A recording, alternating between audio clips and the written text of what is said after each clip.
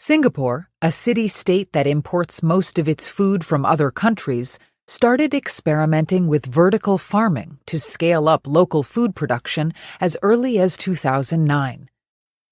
Having limited land but a large population, Singapore has expanded upward by building high-rise farm walls, which allow plants to grow up rather than across the land.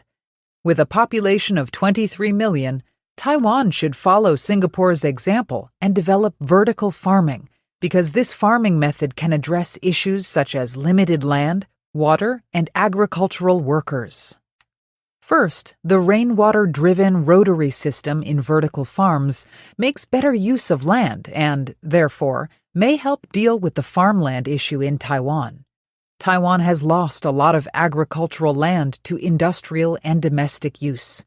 This land issue can be addressed by the rotary system, which allows farmers to move racks of plants, one by one, as high as 9 meters up in the air to get enough sunlight.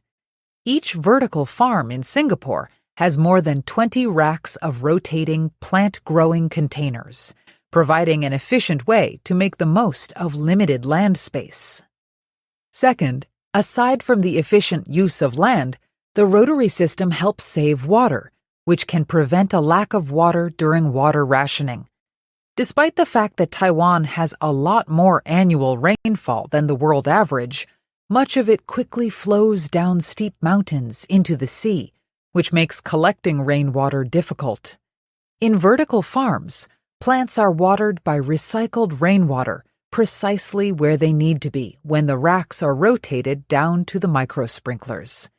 Singapore's urban farming has proved that this sustainable irrigation method allows plants to be grown with only 5% of the water used in traditional agriculture. Third, the operation of vertical farms relies greatly on machines and thus may ease the problem of the declining number of agricultural workers. Low pay, long hours, and tough working conditions on traditional farms mean most young people would rather choose other careers, which results in an age gap in agriculture, with many more older workers than younger ones. Such a negative impact could be reduced by the highly computerized work on vertical farms. Mostly operated by machines, the work on vertical farms is lighter. As a result, fewer workers are needed on vertical farms. Given these points, vertical farming appears to be the perfect solution for Taiwan, and we are technologically prepared for this new farming method.